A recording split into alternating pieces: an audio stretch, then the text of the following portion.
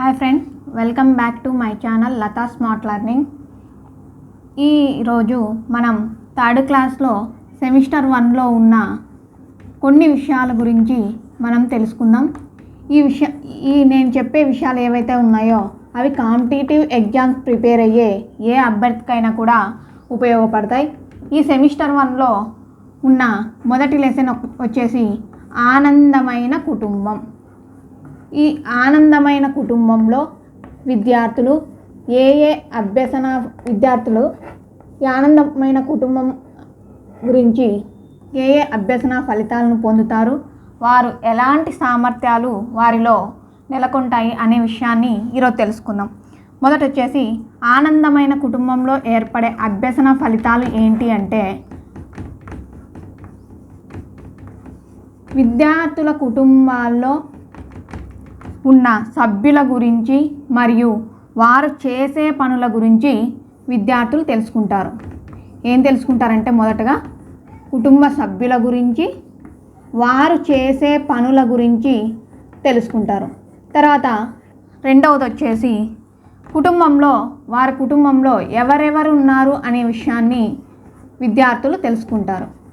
తర్వాత కుటుంబ సభ్యులు తమ పట్ల చూపే శ్రద్ధను గురించి అర్థం చేసుకుంటారు. నాలుగవది వచ్చేసి కుటుంబ సభ్యుల మధ్య ఉన్న పోలికల గురించి తెలుసుకుంటారు. ఆనందమైన కుటుంబంలో ఏర్పడే అభ్యసన ఫలితాలు ఏంటి అంటే, మొదట వచ్చేసి కుటుంబ సభ్యుల గురించి, వారు చేసే పనుల గురించి చెప్తారు. తర్వాత గ్రామంలో ప్రజలు చేసే పనుల గురించి కూడా చెప్తారు. వారి కుటుంబంలో ఎవరెవరు ఉన్నారు, ఆ కుటుంబంలో ఉన్న సభ్యులు తమ పట్ల ఎలాంటి శ్రద్ధ చూపుతున్నారు అనే విషయాన్ని విద్యార్థులు తెలుసుకుంటారు. తర్వాత కుటుంబ సభ్యుల్లో మధ్య ఉన్న పోలికల గురించి విద్యార్థులు తెలుసుకుంటారు. తర్వాత వచ్చేసి కుటుంబంలో ఎవరెవరు ఉంటారు అనే విషయాన్ని తెలుసుకుంటారు.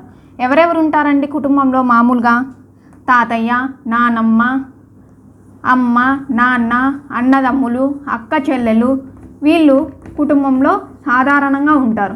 కొన్ని కుటుంబాల్లో వీళ్ళతో పాటు వారు పెంచుకునే పెంపుడు జంతువులు కూడా ఉంటాయి. కుటుంబంలో ఎవరెవరు ఉంటారు? తాతయ్య, నానమ్మ, అమ్మ, నాన్న, అన్నదమ్ములు మరియు అక్క చెల్లెళ్ళు. తర్వాత కొన్ని కుటుంబాల్లో వచ్చేసి వారు పెంచుకునే పెంపుడు జంతువులు కూడా ఉంటాయి.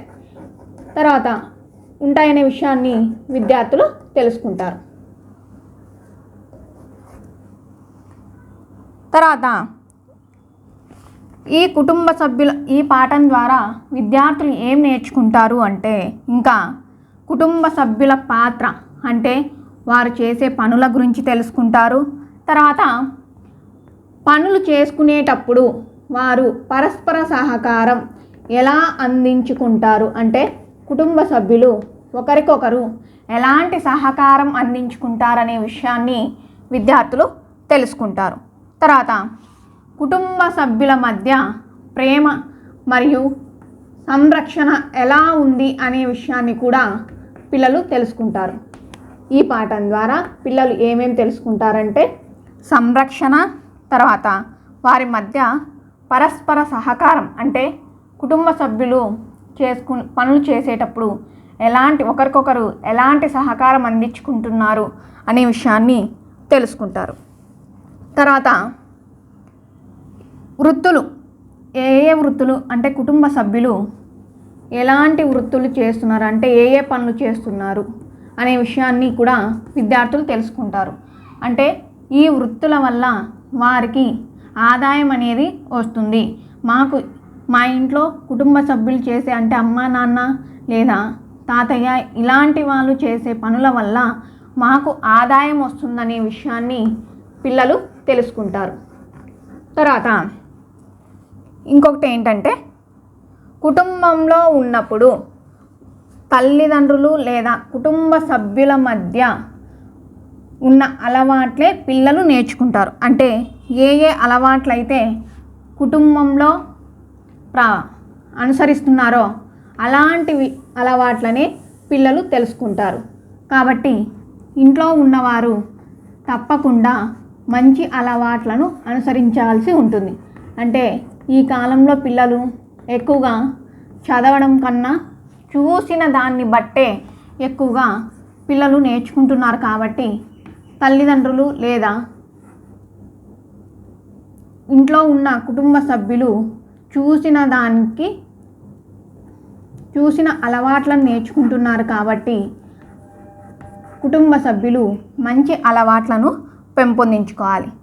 మంచి అలవాట్ల వల్ల కుటుంబం ఆరోగ్యంగా ఆనందంగా ఉంటుంది. అంతే కదండి. కుటుంబంలో తల్లి తండ్రి లేదా తాతయ్య నానమ్మ వీళ్ళంతా మంచి అలవాట్లు నేర్చుకున్నారనుకోండి, కుటుంబం కూడా మంచిగా ఉంటుంది. అంటే ఉదాహరణకి తండ్రి మంచిగా ఉన్నాడనుకోండి, తల్లి తండ్రి ఇంట్లో గొడవలు పడకుండా హ్యాపీగా సంతోషంగా పిల్లల ముందు తిరుగుతున్నారనుకోండి, వాళ్ళు కూడా బయటికి వెళ్ళినప్పుడు ఎలాంటి ఎవరితోనూ గొడవ పెట్టుకోకుండా హ్యాపీగా అందరితోనూ కలిసిపోతారు.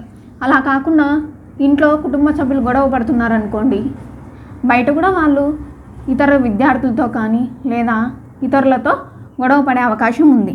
అలాగే ఇంట్లో బీడి తాగడం, ధూమపానము లేదా మద్యపానం ఇలాంటి అలవాట్లు ఉన్నాయనుకోండి, పిల్లలు కూడా అవి చూసి పెద్దగా అయిన తర్వాత నేర్చుకునే అవకాశం ఉంది. కాబట్టి తప్పకుండా కుటుంబ సభ్యులు మంచి అలవాట్లను నేర్పవలసి ఉంటుంది. తర్వాత కొన్ని అలవాట్లు ఈ పుస్తకంలో చెప్పారు. 3rd క్లాస్ సెమిస్టర్ 1లో చెప్పారు. ఏంటంటే అవి చెప్పులు క్రమ పద్ధతిలో వదలడం, తర్వాత పెద్దలకు నమస్కరించడం, మొక్కలను అంటే పుట్టినరోజు నాడు మొక్కలను నాటడం, ఇలాంటి కొన్ని అలవాట్లను 3rd క్లాస్ సెమిస్టర్లో చూపించడం జరిగింది. ఏవేవి?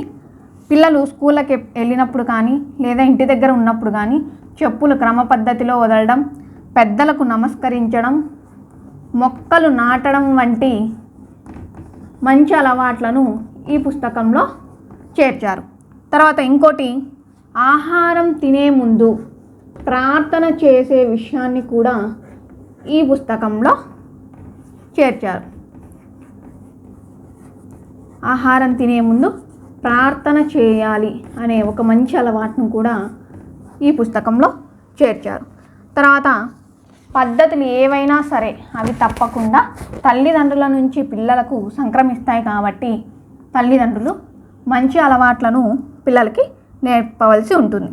అలాగే సాధారణంగా పిల్లలకి రంగు, ఎత్తు అలాంటివి చర్మం యొక్క రంగు కానీ తర్వాత ఎత్తు కానీ తల్లిదండ్రుల నుంచి సంక్రమించడం జరుగుతుంది. పుట్టినప్పుడు పిల్లల యొక్క చర్మం యొక్క రంగు అంటే తెల్లగా ఉన్నాడా, నల్లగా ఉన్నాడా, గోధుమ రంగులో ఉన్నాడా, ఇలాంటివన్నీ తల్లిదండ్రుల నుంచి సంక్రమించడం జరుగుతుంది. అలాగే ఎత్తు కూడా అంటే పొట్టిగా ఉన్నాడా, పొడవుగా ఉన్నాడా అనే విషయాలు కూడా తల్లిదండ్రుల నుంచి సంక్రమించడం జరుగుతుంది. అలాగే పిల్లల యొక్క ప్రవర్తన కేవలం తల్లిదండ్రుల నుంచే కాకుండా కొన్నిసార్లు ఇతరుల నుంచి కూడా సంక్రమించడం జరుగుతుంది. కాబట్టి ఈ ఆనందమైన కుటుంబం అనే అంశం ద్వారా మనం ఏమేమి నేర్చుకున్నామంటే పిల్లలకు మంచి అలవాట్లు నేర్పించాలి.